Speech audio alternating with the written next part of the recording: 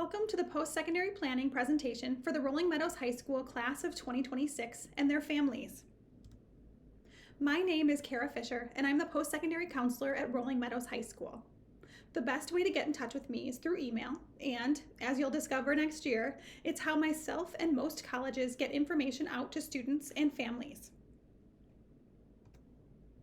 Let me start off by acknowledging that this presentation is focused on college.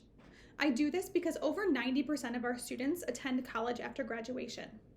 For those that don't, there are many opportunities in life to pursue additional training, such as apprenticeships, certificates, or trade schools. The process is similar, so it helps for all students to have a foundational understanding of the college search and application process. In this presentation, I will cover a variety of topics regarding the college search and application process. My goal is that you leave here with an overall understanding of the process and knowledge of resources available to you as you and your student work through individualizing their plan. First, let's start with a timeline of junior year. This fall, juniors were given information on the variety of post-high school options, plus were instructed to complete a college search in School Links.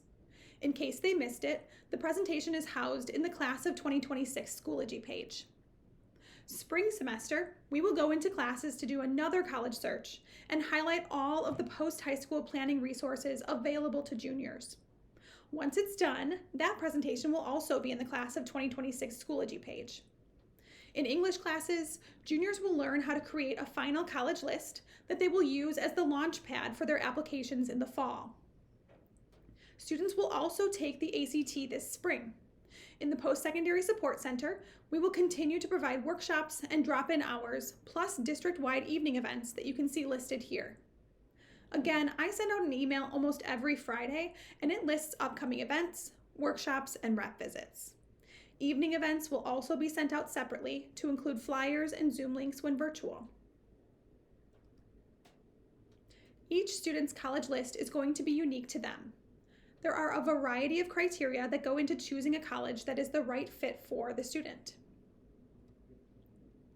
I want to start this section off with a brief discussion on recent changes to college admissions. It feels as though it has gotten harder and harder for students to be admitted to college. In some ways, that's true, and in some ways it isn't. There's a great book called Who Gets In and Why by Jeffrey Selingo. In it, he explains that it feels more selective because more students are applying to the same colleges. From changes like the addition of the Common App, many students are applying to the same set of schools, yet the student body number stays the same, even though they have so many more students applying. We also have had a very unpredictable few years in college admissions. Admissions offices are low on staff, and many have had an increase in the number of applications to review. That, plus an even tighter number of students that they can have enroll and move in, has caused many students to be deferred, waitlisted, or have their decisions delayed. Keep all of this in mind when building a college list. You can absolutely apply to the schools that you've always had your eye on, but please also keep an open mind on the schools you apply to. Find what fits for you, not what your classmates and neighbors and siblings have applied to. Also, college is an amazing experience that can truly change the trajectory of one's life. But it's not the only life event you'll experience, and there isn't only one school that can do that for you. For all the parents listening, think about if you took an ACT or SAT. How often you have to tell people now what your score was? Do you remember what your high school GPA was? Or if you won awards? Keep all of this in mind as you have those discussions with your student. These pieces of high school and college are important, but they aren't everything. So, for the right fit. First, think about the size of the school. A small school is about 2,000 students or less, so about the size of our high school. Medium is 2,000 to 15,000, and large is anything with more than 15,000. Larger schools tend to have more of a variety of opportunities, whereas smaller schools can offer more support and individualized attention.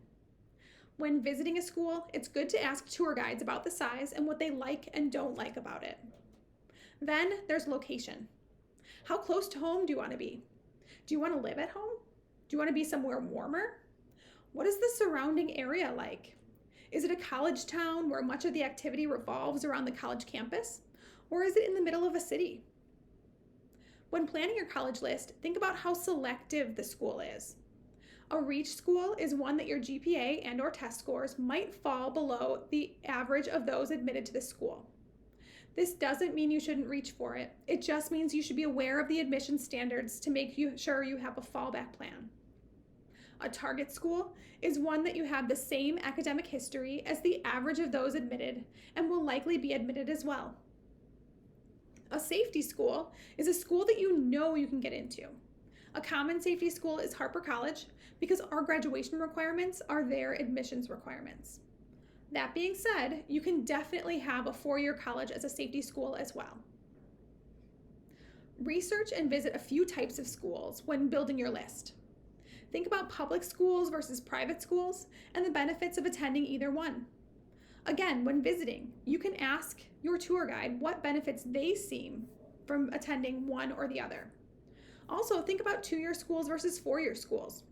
Two-year schools or community colleges are a great way to affordably start your college career. With a two-year school, keep in mind that you need to have the drive and take the initiative if you plan to transfer on to a four-year school later.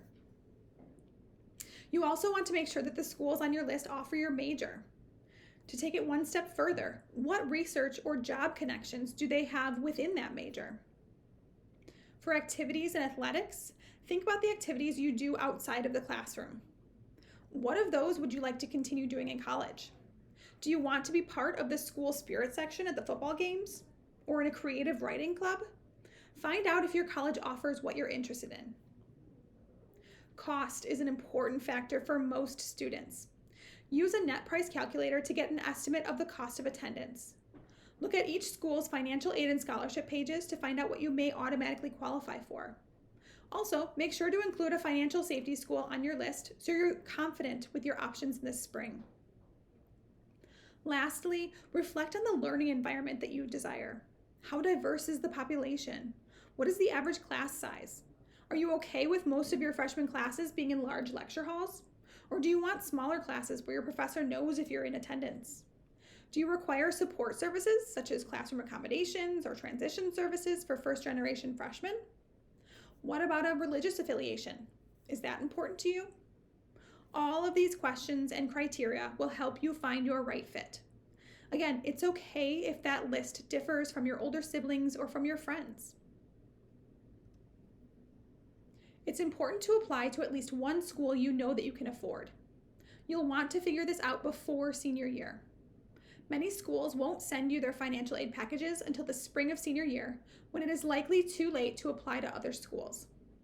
Doing the work ahead of time to find a financial safety school will save a lot of stress senior year. At some point before the start of senior year, set aside some time with your family to work on finding a financial safety school.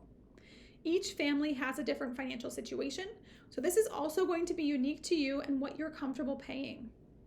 The FAFSA, Free Application for Federal Student Aid, is what you will complete after October 1st of senior year. This will qualify students for grants and loans to use toward college. The FAFSA currently calculates something called a SAI, or Student Aid Index. For planning purposes, you can calculate your SAI through the Federal Student Aid Estimator. This is located on the FAFSA.gov website. It will take you through a series of questions about your financial situation and come up with an SAI. Now is a great time to do that because it is going to ask you questions based on your taxes, which you're likely filing soon. Then search for net price calculators within schools of interest. Those will ask you some information and you can include your SAI in many of them. All schools are required to provide a net price calculator, but some of them make them more detailed than others. The net price calculator will help you to determine the cost of attendance. From there, take your cost of attendance, subtract the estimated family contribution, and you have your financial need. Colleges use your financial need, plus other factors like merit, to determine your financial aid package. This may seem a bit overwhelming, so please know that more details on this are on our post-secondary planning website, and we host district-wide financial aid presentations for juniors and seniors. The one for juniors will be held on April 8th before the college fair. Since this is so individualized, it's important that you spend the time and put in the work to build your college list. There are many tools available to you, but again, it's up to you to put in the work. Here are some tools. So college visits are one of the most beneficial tools. You are looking for ideas of places that you will spend the majority of your time over about 4 years. So you want to take the time to step foot on campus and visualize yourself as a student there. Think about the right fit criteria and whether or not the school you're visiting checks those boxes. Schedule a visit through the Office of Admissions. Your visit also shows the school that you are interested in them, which can be helpful for some of the highly selective schools. College fairs are a gathering of college admissions representatives and prospective students. Fairs are a great way for you to get questions answered and collect information from multiple colleges at once. Before you attend, write down your most important questions. These can get loud and busy, so it helps to have your priorities listed since there may be a line of other students behind you. Bring a spot for you to write down your notes after each school so you don't forget. College admissions reps visit fairs, but they also visit our school. They provide presentations to students about their school and answer questions about the school in general, majors, scholarships, and anything else that you may ask. This is a great way to learn more about the school and why it would be a good fit for you. It's also a great way to put yourself in front of someone who may be reviewing your application when you hit submit. We offer post-secondary planning workshops for juniors and seniors. These are on a variety of topics, such as the application process, trades, military, scholarships, how to send transcripts, and financial aid. Workshops are posted in your Class of 2026 Schoology page and emailed to students and parents when applicable. The full list is included in my Friday emails. You can also do general college searches. 2 tools available to you are School Links or College Board. We walk you through college searches during the junior counseling lessons, although you can complete college searches at any time on your own. Lastly, the RMHS Post-Secondary Planning website can help you to gain more information about the multiple options for life after high school and the steps you would need to take to get there. This website is posted in Schoology and is also linked in the weekly updates I send each Friday. There are multiple options for standardized testing and even reporting your scores. All colleges will accept either test, the SAT or the ACT. If you know where you want to send your scores, you can list them before taking the test and get a few free score sends. Otherwise, you will have to pay for each official score send. If you qualify for a fee waiver or free reduced lunch, contact the assessment center for a fee waiver code that can be used to send test scores or to take additional exams. If you don't feel you're a good test taker or your test scores are not reflective of your academic abilities, you can apply to schools that offer test optional admissions. A full list of test optional schools can be found at fairtest.org. If you would like additional help in preparing for the exams, keep in mind that the best test prep is a challenging curriculum. It's also recommended that you spend time reading daily. Find something that interests you and take a break from your screens to open up a book or magazine. The Rolling Meadows Assessment Center also offers test prep classes in the spring of junior year. Information was emailed home at the beginning of second semester. Another free option is the test prep available to you through Varsity Tutors. The district has instructions on their website, which is linked in these slides. Each spring, juniors are given a free ACT test during the school day. If you would like to take an additional ACT test or tests, or sign up for an SAT test, you can do so through actstudent.org or the College Board. You will find national test dates and sites on their websites. Our assessment center coordinates our testing plus the test prep classes. Check out their section of the RMHS website for contact information as well. Senior year is when you really start putting your plan into action. The summer before senior year, plan to finalize your list. Use the break to schedule college visits and spend time narrowing down your list. Once you have that list, track deadlines and look at their application process. Each school can be slightly different, so the admissions sections of their websites can be very helpful. You can also use the summer to start writing essays or personal statements if the schools on your list require them. In the fall, you should start your senior year knowing where you want to apply. This will provide context for our senior fall counseling curriculum, where we go over the entire application process, transcripts are reviewed, and students are given time to start applications and ask questions along the way. It's best to wait until then to submit applications, as much of the general admission information that schools ask will be finalized and shared out at those lessons. However, starting the applications and putting in as much information as you can will speed up the process once you get all of the additional pieces from us in the fall. We also have senior parent presentations and senior financial aid presentations. The senior financial aid presentation differs from the junior one as it goes more in depth about the FAFSA and calculating financial aid. The free application for federal student aid, or FAFSA, opens up on October 1st of your senior year. It is a graduation requirement to complete the FAFSA.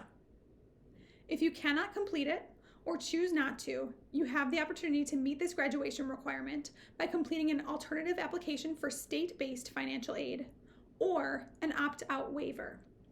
You will want to complete the FAFSA as soon as possible, as some state funding is first come, first served. Next year, we will expect students to complete it before the end of first semester, but the earlier the better. Lastly, we recommend that you submit your applications by November 1st of senior year. This allows you to free up time to look for scholarships and to enjoy your senior year. Applying by November 1st, or earlier dates if required, also sets you up for the best chances of qualifying for scholarships. This is because some schools may be rolling admissions, meaning they don't have a specific deadline, but they will stop giving out scholarships if you apply later in the year. While this process is unique to each student, we want everyone to feel supported as they figure out their plans. All of these are emailed regularly and can be found through the handout linked above. Students can use School Links, a college and career planning website, to track their college lists, learn more about schools, complete surveys and interest inventories, and complete college searches. An Introduction to School Links video can be found in the Class of 2026 Schoology page and linked on this slide.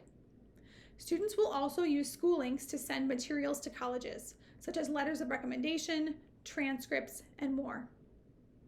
In Schoology, students will find all of the post-high school planning materials and links to websites. This has to be accessed through the student's account.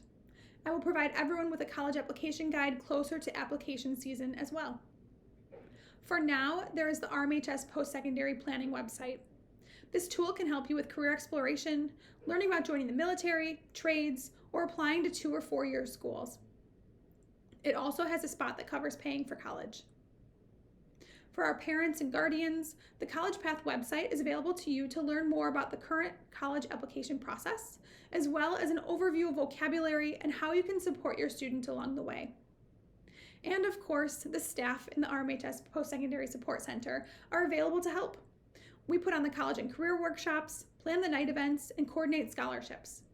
The Postsecondary Support Center is also where our admissions visits and workshops take place. Thank you so much for taking the time to listen to this presentation. If you have any individual questions, you are welcome to reach out to me at the email listed. Unless I have an away message up, I will return your email by the next school day.